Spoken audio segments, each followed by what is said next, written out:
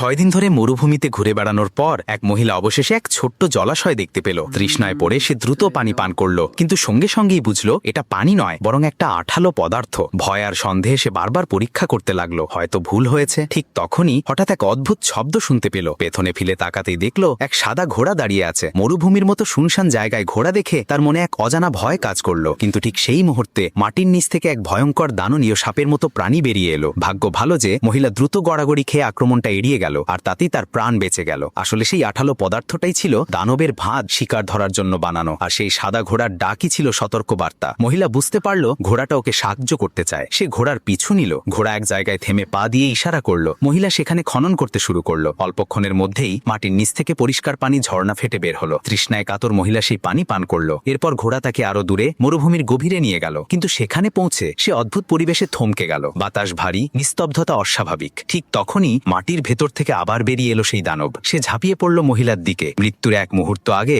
ঘোড়া লাফিয়ে এসে মহিলাকে বাঁচিয়ে দিল, কিন্তু নিজেই গুরুতরভাবে আহত হলো। রাগে, শোকে আর শক্তিতে ভরে মহিলা তার প্রাচীন জাদু শক্তি জাগিয়ে তুলল। সে দানবের পিঠে ঝাঁপিয়ে পড়ল, তার বর্ম টেনে খুলে ফেলল এবং মাথায় প্রচন্ড আঘাত করল। দানব মাটিতে লুটিয়ে পড়ল, পরাজিত। মহিলা শ্বাস ফেলে তাকালো আর দেখল সেই সাদা ঘোড়া